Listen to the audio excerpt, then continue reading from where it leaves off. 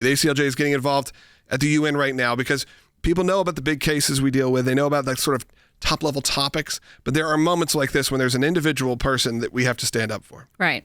So we have an opportunity 3 times a year at the United Nations to submit reports to the Universal Periodic Review, which is basically reporting on human rights records of certain countries. And so they do 3 sessions a year, and in each of these sessions, we evaluate the human rights records of 14 countries. And in a period of 5 years, then, we've actually evaluated every single country, UN member state country, which is 193 of them, their human rights records. And so we just recently submitted a report on Egypt. And, you know, sometimes you can kind of think that Egypt is maybe a little bit more friendly to some religious issues. Right. But, you know, unfortunately not. And especially when it comes to right now, when you have Coptic Christians, a lot of Christian girls, and we point this out in our report, are subject to kidnappings. And then they're targeted for this. So they're targeted for kidnappings and harassment by Muslim men.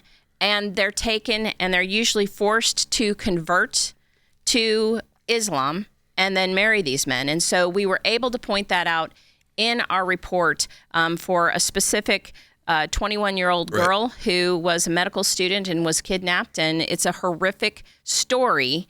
And, you know, they know where she is, except a lot of times what the police do and the government does is they say, oh, no, she really wanted to go. She eloped on her own. And we know from even phone calls that she did not. That's not how this runs. That she was asking for help. Please help me, from her brother, because she was able to get a cell phone from one of her captives and call. That's right. And you can read about this. There is a blog up on ACLJ.org. ACLJ urges UN to rescue abducted Christian woman forced to convert to Islam. And Irene, who was a second-year medical student in Egypt, suddenly disappeared during her midterm exams, taking exams, and is gone.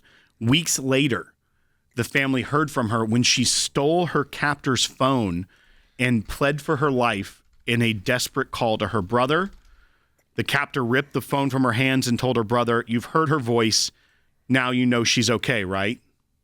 And that is what we're dealing with here. This is an abduction, a forced conversion, and a family who doesn't have their daughter with them anymore because she was studying, medical student, advancing her life, and was kidnapped and forced to convert. And now we're getting involved. The ACLJ is getting involved when there's a situation like this where there is someone who is being essentially held hostage in these countries. But again, look, this is happening all around the world and all around the country. I want to make sure you know this as well. When some of your friends, especially, I remember last year, this happened a lot, whenever you start talking about trafficking, whenever you start talking about these kind of forced conversion, there would be the liberal narrative, much like people talking about, for some reason, the Feast of Dionysus, which all of a sudden everyone was an expert on Greek mythology.